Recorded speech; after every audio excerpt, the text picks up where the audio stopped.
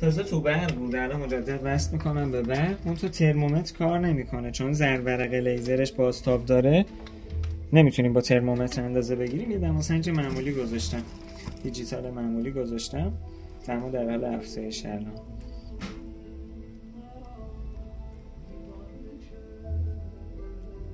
ترموسویچ هم به کار رفته و روی 120 درجه قطع میشه. کف ما دمای حدود 120 درجه رو حبس میکنه و به مرور این دما در واقع توی کیف استفاده میشه، برای گرم نگه داشتن غذا استفاده میشه.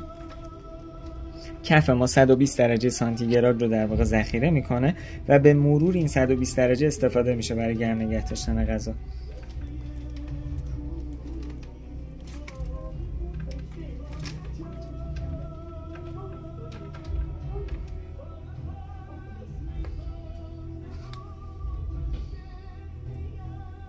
ببینید سطح کیف 43 درجه است. من خودشون نمیتونم بکنم.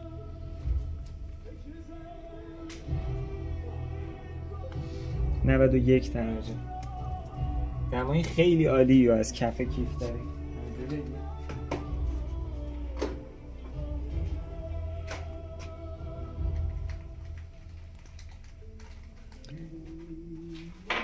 سر 1 دقیقه و نیم کلا از برق میکشید دیگه، بیش از این دمایی نیاز نداریم. الان دما رو 110 درجه است تقریبا، ترموسویچ خودش قطع کرده.